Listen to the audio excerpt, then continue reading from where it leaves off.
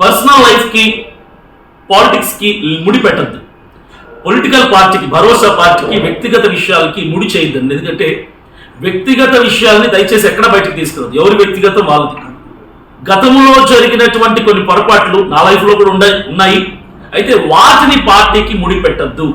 నేను ప్రజల కోసం ఈరోజు అన్నింటినీ విడిచిపెట్టి, నా కుటుంబానికి కూడా విడిచిపెట్టి, నేను రోడ్ల మీద ప్రజలతో మమేకం అవటానికి, భరోసా పార్టీని ప్రజల హృదయాల్లోకి తీసుకెళ్ళటానికి నా వంతు కృషి, శక్తి లోపల లేకుండా నేను కష్టపడుతున్నాను.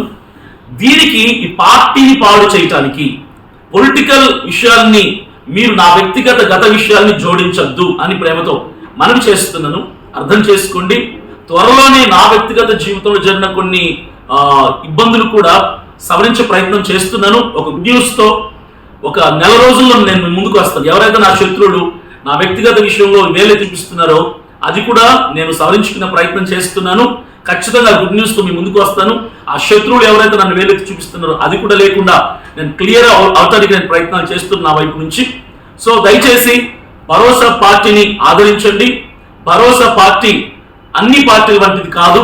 ప్రజల కోసం, ప్రజలతో మమేకమవుతూ, అన్యాయాల మీద పోరాటం చేస్తూ వచ్చే ఎన్నికల్లో పోటీ చేసి ఆంధ్రప్రదేశ్ నుంచి ఖచ్చితంగా ఒక 5 ఎమ్మెల్యేలని అసెంబ్లీకి తీసుకెళ్లబోతున్నాం.